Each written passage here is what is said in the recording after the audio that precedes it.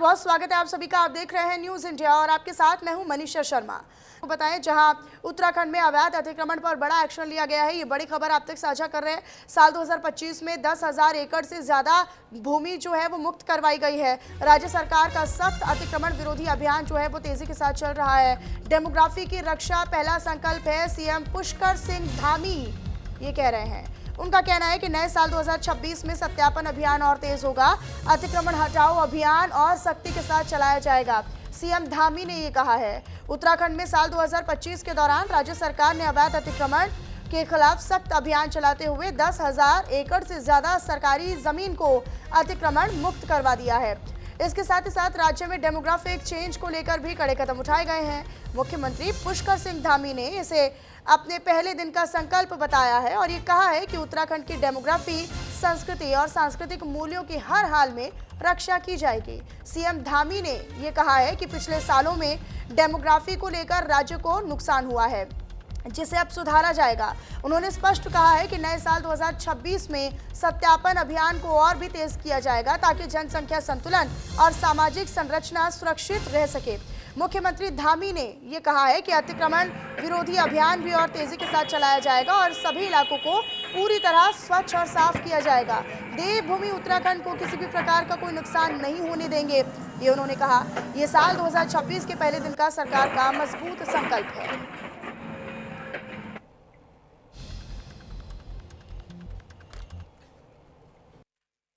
तो देखिए 2026 पिछले वर्षों में जो हमने काम किए हैं, अनेक योजनाओं को आगे बढ़ाया है, अनेक योजनाएं प्रारंभ की हैं। वो सभी योजनाएं आम जन के लिए, राज्य के विकास के लिए हैं, राज्य को उन्नति पर पहुंचाने के लिए हैं, राज्य को शिखर पर पहुंचाने के लिए हैं। उन सभी को पूरा करना है, उन सभी को सिद्धि तक पहुंचाना है जो संकल्प लिए हैं। इसके साथ साथ जो काम हमने शुरू किए, जो योजनाएं प्रारंभ की, उन सभी योजनाओं को पूरा करना है। यानी जिनके शिलान्यास हो चुके हैं वो योजनाएं पूरी हों, ये हमारा संकल्प। डेमोग्राफी और यहाँ की जो हमारी संस्कृति है वो बची रहनी चाहिए। हमारे सांस्कृतिक मूल्य किसी भी कीमत पर ख़राब नहीं होने चाहिए। डेमोग्राफी पहले के समय में काफ़ी उसका नुकसान हुआ है। डेमोग्राफी को लेकर हमारा संकल्प है कि नए वर्ष में हम इस डेमोग्राफी के संरक्षण के लिए, डेमोग्राफी को ख़राब न होने देने के लिए और जो ख़राब हो गई है उसको ठीक करने के लिए सत्यापन अभियान और तेज़ी से चलाएंगे। अतिक्रमण अभियान जो हुआ है, अतिक्रमण विरोधी अभियान, उसको भी और तेज़ी से चलाएंगे। अभी तक 10,000 एकड़ से अधिक जो अतिक्रमण है वो हटाया जा चुका है, उसको और तेज़ी से हटाया जाएगा। सभी ऐसे स्थान साफ बनाए जाएंगे। देवभूमि को और देवत्व को किसी प्रकार का नुकसान न हो, ये हमारा आज वर्ष 2026 के पहले दिन संकल्प है। हिमांशु बरमूला लगातार मेरे साथ मेरे सहयोगी देहरादून से लाइव जुड़े हुए हैं। हिमांशु, एक बार फिर से आपका रुख करते हुए, क्योंकि अवैध अतिक्रमण को हटाना ये तो सरकार का पहले दिन का ही संकल्प था, लेकिन डेमोग्राफिक नुकसान ना हो, एक भौगोलिक संरचना को नुकसान ना पहुंचे, इस संकल्प के साथ भी अभी तक जो अवैध अतिक्रमण है उन्हें हटाया जा रहा है। निश्चित रूप से मनीषा, देखिए क्योंकि उत्तराखंड की खासतौर पर बात कर ली जाए तो पिछले वर्ष देखने को मिला था, वर्ष 2025 में जो है अवैध मजारों को सबसे पहले तोड़ने का काम किया गया जो वन विभाग की भूमि पर बनी हुई थी। इसके साथ ही अवैध अतिक्रमण जहां जहां पर भी हुए थे उनको भी जो है ध्वस्त करने का काम जो है राज्य सरकार ने किया। और इसके साथ ही साथ जिस तरीके से डेमोग्राफिक चेंज की बात लगातार सामने आ रही थी, उसको लेकर भी जो है सरकार ने कड़े कदम लिए हैं। इसी कड़ी में अगर बात कर ली जाए तो 10,000 एकड़ के आसपास जो जमीन है वो राज्य सरकार ने वापस ले ली है। तो ऐसे में राज्य सरकार का साफ कहना है कि आने वाले वर्ष में, यानी कि जो ये 2026 जो आज से शुरू हुआ है, इसमें भी जो है ये अभियान ऐसे ही तेजी से काम करता रहेगा। और इसके साथ ही डेमोग्राफिक चेंज जिस तरीके से उत्तराखंड में होता, पिछले वर्ष देखने को मिला था कि देहरादून के विकासनगर क्षेत्र में जो है हिंदू जो बहुसंख्यक में हुआ करते थे वो अल्पसंख्यक में आ गए, और जो मुस्लिम समुदाय था वो अल्पसंख्यक हुआ करता था, लेकिन वो वहां पर बहुसंख्यक में आ चुके हैं। ऐसे 28 गांव वहां पर थे। तो ऐसे में जो है डेमोग्राफिक चेंज की लगातार बातें मुख्यमंत्री पुष्कर सिंह धामी कर रहे थे। तो ऐसे में जो है सख्त एक्शन उन्होंने लेने के निर्देश दिए और साफ तौर पर यह कहा है कि सत्यापन करना सबसे बड़ी बात है कि सत्यापन हर किसी का किया जाना बहुत जरूरी है जो अवैध रूप से उत्तराखंड में रह रहे हैं। और जिस तरीके से ऑपरेशन कालनेमी के तहत लगातार बांग्लादेशी भी यहाँ पर पकड़े गए, तो बांग्लादेशियों को जो है डिपोर्ट करने का काम भी जो है उत्तराखंड सरकार ने वापस उनके देश में किया है। तो ऐसे में लगातार कोशिश यही की जा रही है कि उत्तराखंड में चाहे डेमोग्राफिक चेंज हो या अतिक्रमण की बात कर ली जाए, तो ये जो है देवभूमि का जो देवत्व है वो बना रहे। और इसीलिए मुख्यमंत्री पुष्कर सिंह धामी को खासतौर पर उत्तराखंड में एक उपनाम से भी जाना जाता है, जिसमें उन्हें धर्म रक्षक धामी कहा जाता है, और यही वजह है कि मुख्यमंत्री को इस नाम से भी जाना जाता है। जी हाँ, लेकिन हिमांशु, क्योंकि हम अक्सर देखते हैं कि जब भी अवैध अतिक्रमण हटाने के लिए प्रशासन का बुलडोजर या प्रशासनिक अधिकारी पहुंचते हैं तो वहां पर रह रहे लोगों के बीच में भी एक भारी नाराजगी और एक विरोध देखने को मिलता है। यहाँ पर भी कुछ इस तरह की स्थिति बन रही है या लोग समझ रहे हैं कि अवैध है तो इसीलिए टूटेगा ही टूटेगा? देखिए, जहां तक अवैध की बात है, अवैध निर्माण की बात है, तो जाहिर सी बात है कि चाहे शासन हो, प्रशासन हो या फिर राज्य सरकार हो, जिन्होंने भी अवैध अतिक्रमण किया है, पहले वो उनसे उनके कागज मांगती है। खासतौर पर अगर कागज जो है प्रशासन और जिला प्रशासन के हिसाब से ना हो तो जाहिर सी बात है वो अवैध अतिक्रमण माना जाएगा। लेकिन वन भूमि पर जिस तरीके से अवैध अतिक्रमण किया जाता है, पिछले दिनों ऋषिकेश में भी देखने को मिला था कि किस तरीके से जो है अवैध अतिक्रमण को हटाने के लिए जब प्रशासन की टीम गई तो वहां पर जो है पथराव की स्थिति पैदा हो गई थी। तो ऐसे में जो है लगातार सरकार की कोशिश ये है कि चाहे सुप्रीम कोर्ट के माध्यम से हो या फिर जो है जिला इकाइयों के माध्यम से हो या प्रशासनिक स्तर पर हो, जो उस सरकार की जमीनें हैं उनको किस तरीके से वापस लिया जाए। सरकार की पहली प्राथमिकता यही है, और प्राथमिकता इसलिए भी है कि सरकार अपनी जो भूमि है उसको वापस लेना चाहती है और उस पर जो है इंफ्रास्ट्रक्चर जो आने वाले भविष्य में जनता के काम आए, उन इंफ्रास्ट्रक्चर को तैयार करना है। तो इसलिए लगातार ये कोशिश की जा रही है कि जितनी भी भूमि हो वो जल्द से जल्द वापस ली जा सके। इसमें एक मामला ऐसा भी है कि ऋषिकेश में जिस तरीके से सुप्रीम कोर्ट के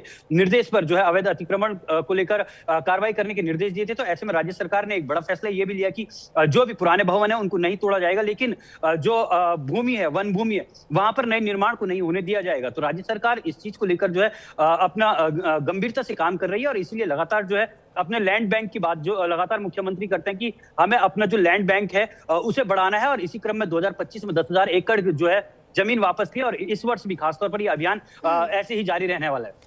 ठीक है, अपनी नजर आप हिमांशु इस पर बनाकर रखिएगा। बहुत शुक्रिया इन तमाम खबरों पर आपने जानकारी साझा की उसके लिए। खबरों में आगे रुक कर देते हैं, अब आपको बताएं जहां जन जन की सरकार, जन जन के द्वार अभियान लगातार प्रदेश में जारी है। सीएम धामी के निर्देशों पर ये अभियान चले पूरे 15 दिन हो चुके हैं। इस अभियान को लेकर सीएम पुष्कर सिंह धामी ने अब बयान दिया है। उन्होंने कहा है कि अंतिम छोर तक योजनाओं को पहुंचाने का लक्ष्य है, संकल्प है। लोगों की शिकायतों का मौका ही समाधान है, मौके पर ही समाधान किया जा रहा है, ये भी सीएम धामी ने कहा है। सीएम धामी के निर्देशों पर प्रदेश भर में चलाए जा रहे जन जन की सरकार, जन जन के द्वार अभियान को 15 दिन पूरे हो चुके हैं, और इस अभियान के तहत अब तक 1 लाख से ज्यादा लोग हिस्सा ले चुके हैं।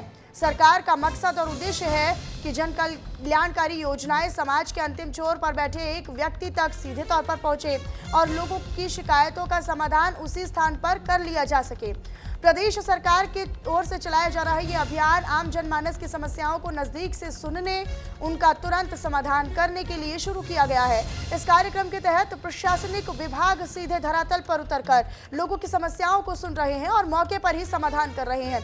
15 दिन पूरे होने के बाद मुख्यमंत्री पुष्कर सिंह धामी ने अभियान को लेकर अपना बड़ा बयान दिया, जहां सीएम धामी का कहना है कि ये कार्यक्रम जनता की सुविधा, उनकी चुनौतियों और लोगों की परेशानियों को कम करने के उद्देश्य के साथ शुरू किया गया है, ताकि लोगों को उनके घर के पास से सभी प्रशासनिक सुविधाएं मिल सके। आज सभी विभाग धरातल पर उतरकर लोगों की सुनवाई कर रहे हैं और उनकी समस्याओं का समाधान भी किया जा रहा है। तो जिलाधिकारी, मंत्री अपने अपने जिलों में जाकर निगरानी कर रहे हैं और जनप्रतिनिधि भी इसमें हिस्सा ले रहे हैं। सीएम धामी ने यह भी कहा कि मैं खुद भी इस अभियान की मॉनिटरिंग कर रहा हूं।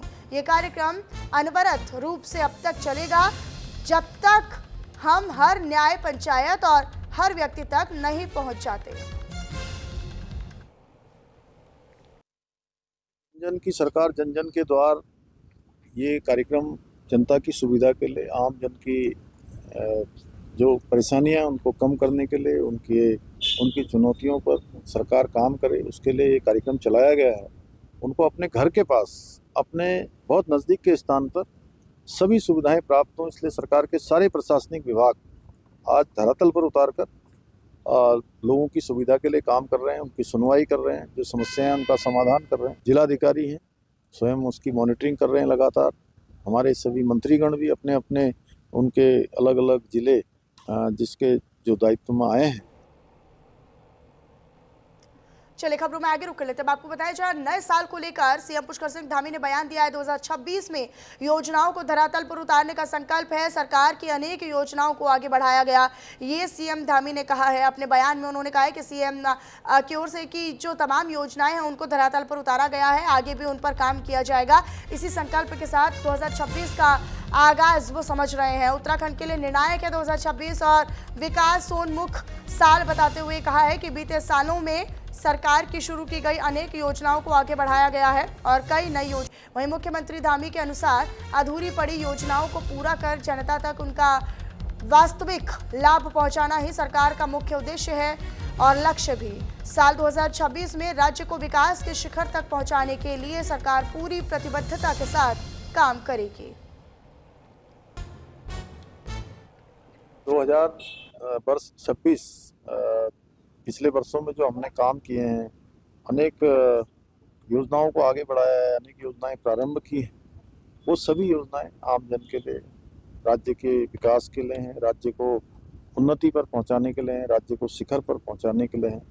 उन सभी को पूरा करना है, उन सभी को सिद्धि तक पहुंचाना है जो संकल्प लिए हैं। हरिद्वार से खबर है, जहां पर अखाड़ा परिषद के अध्यक्ष महंत रविंद्र पुरी महाराज ने बॉलीवुड अभिनेता शाहरुख खान पर तीखा हमला बोला है। जहां उन्होंने शाहरुख खान के बांग्लादेशी खिलाड़ियों को भारत लाने के कथित कदम का विरोध जताया है। महंत रविंद्र पुरी महाराज ने इसे देश की भावनाओं के खिलाफ बताया और ये कहा कि भारत ने ही शाहरुख खान को पहचान दी है, इसीलिए उन्हें राष्ट्रहित को सर्वोपरि रखना चाहिए। महंत रविंद्र पुरी का ये साफ कहना है कि वर्तमान समय में बांग्लादेश में हिंदू समाज पर अत्याचार हो रहे हैं, लोग हिंसा और पलायन के लिए मजबूर हो रहे हैं। अब ऐसे में वहाँ के खिलाड़ियों को भारत बुलाने की पहल गलत संदेश देती है। उनका ये कहना है कि देश विरोधी विचार या कदम किसी भी हालत में स्वीकार नहीं किए जाएंगे। महंत रविंद्र पुरी महाराज ने शाहरुख खान से साफ शब्दों में अपने फैसले पर पुनर्विचार करने की अपील की है। उनका कहना है कि देश हित के खिलाफ कोई भी कदम साधु समाज और देशवासियों को स्वीकार्य नहीं है। बहुत बहुत आशीर्वाद, साधुवाद। आपने देखा होगा पूरे भारत में जितने हमारे हिंदू हैं सब खान बंधु से प्रेम करते हैं, कोई भी खान हो। और इस समय मैं समझता हूँ पूरी इंडस्ट्री के जो मालिक है खान बंधु हो गए हैं।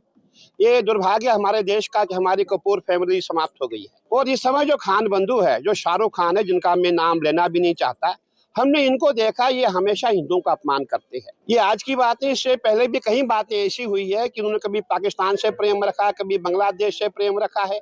अभी इनका जो है बांग्लादेश का प्रेम उजागर हो गया है। मैं समझता हूँ ये अच्छी बात नहीं है। बांग्लादेश में हमारे छोटे छोटे बच्चों का बलात्कार हो रहा है। चलिए खबरों में आगे रुक कर लेते हैं। आपको बताएं, जब बीजेपी नेता संगीत सोम ने हरिद्वार पहुंचकर एक बार फिर से बॉलीवुड अभिनेता शाहरुख खान को लेकर तीखा बयान दिया।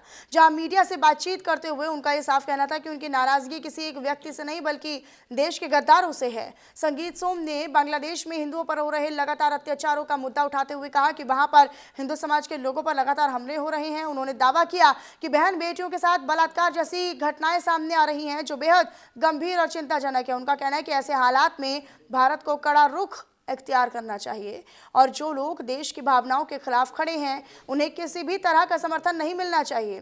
संगीत सोम ने दो टूक शब्दों में कहा कि भारत की जनता अब सब समझती है और देश के खिलाफ खड़े लोगों को बर्दाश्त नहीं किया जाएगा। उनका ये बयान एक बार फिर से सियासी और सामाजिक बहस का विषय बन गया है। देखिए, शाहरुख खान जैसे देश के गद्दार लोग जो बांग्लादेश में आप देख रहे होंगे कि हिंदुओं का कत्लेआम हो रहा है, बहन बेटियों के साथ बलात्कार हो रहा है, वहाँ भारत विरोधी नारे लग रहे हैं, वहाँ भारत के प्रधानमंत्री को गाली दी जा रही है, हिंदुओं को चुन चुन के मारा जा रहा है और उसके बावजूद वहाँ ये शाहरुख खान जैसे देश में बैठे हुए गद्दार लोग वहाँ के खिलाड़ियों को 9.5 करोड़ में खरीद रहे हैं। ये गद्दारी अब देश बर्दाश्त नहीं करेगा। शाहरुख खान अगर शाहरुख खान है तो वो देश की जनता का बनाया हुआ शाहरुख खान है। वो शाहरुख खान अपने आप से शाहरुख खान नहीं है, मात्र एक नाचने गाने वाला है। नहीं तो वो देश की जनता ने का पैसा है जिसे वो देश विरोधी ताकतों को देने का काम करते हैं। अल्मोड़ा से अगली खबर है, जहां जन जन के द्वार कार्यक्रम के तहत प्रशासन के लगातार कार्यक्रम हो रहे हैं और इसी के साथ बीजेपी पदाधिकारी और कार्यकर्ता भी गांव-गांव जाकर लोगों की समस्याओं के समाधान का काम कर रहे हैं। इसी क्रम में बीजेपी नेता बिट्टू कर्नाटक ने हवालबाग विकासखंड के ग्राम कनेरा में चौपाल लगाकर लोगों की समस्याओं को सुना और समस्याओं का मौके पर ही समाधान करवा दिया गया। कि सरकार जन जन के द्वार, माननीय मुख्यमंत्री जी लगातार जनता की समस्याओं को निस्तारित करने के लिए खुद भी प्रयास कर रहे हैं और हम जो कार्यकर्ता हैं उनसे भी उनका आदेश है कि हम सब जगह जाएं। तो कनेली में हवलबाग विकासखंड के लंबे समय से गैस वितरित नहीं हो पाई थी, तो हमने सबसे पहले कनेली में ले गए, गैस वितरित की गई और माह के 16 या 17 तारीख को हर माह वहां गैस वितरित होगी। और चलिए फिलहाल इन्हीं खबरों के साथ इस बुलेटिन में इतना ही। आप बने रहिएगा हमारे साथ। नमस्कार।